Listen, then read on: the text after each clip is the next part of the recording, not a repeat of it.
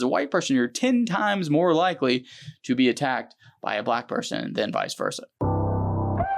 Hi guys. This is pretty much Jonathan David. Next thing to talk about is white versus black crime data. This is from 2018. They don't have super updated stats on this yet. I looked at this because I did a video on Freedom, Georgia versus Return to the Land, and I got a bunch of flack from people.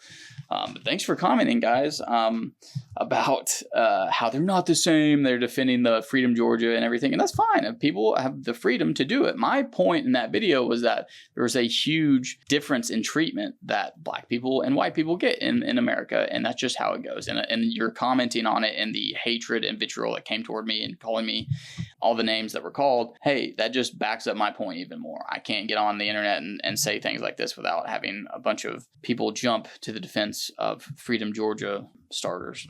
I don't have a problem with it. I just think you should be fair and say it is the same as the Return to the Land movement.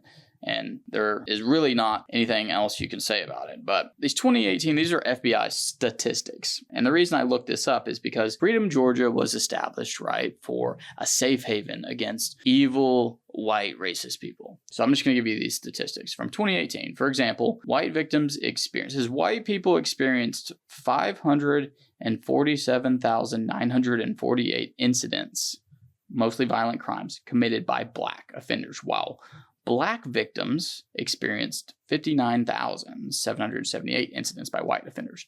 So what is this saying? This is saying that essentially in 2018 at least, and I can't imagine it's changed that much since then, a white person was 10 times more likely, 9.2, but we'll round up, 10 times more likely to be assaulted or have some sort of violent crime committed on them by a black person versus a black person having a white person commit the crime on them. So why is it necessary to have a safe haven for black people? Shouldn't there be white people trying to start a safe haven for black people? Because after all, these FBI statistics show that as a white person, you're 10 times more likely to be attacked by a black person than vice versa, than a black person to be attacked by a white person.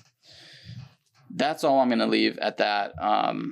Please, all you people that are going to get pissed off about that, comment. Let me know how you feel because, hey, you're just doing us a favor. For the latest in case updates, legal tips, news, and politics, make sure to like us on Facebook, follow us on Instagram and our other socials, and above all, subscribe on YouTube to get your dose of excellence on a daily basis.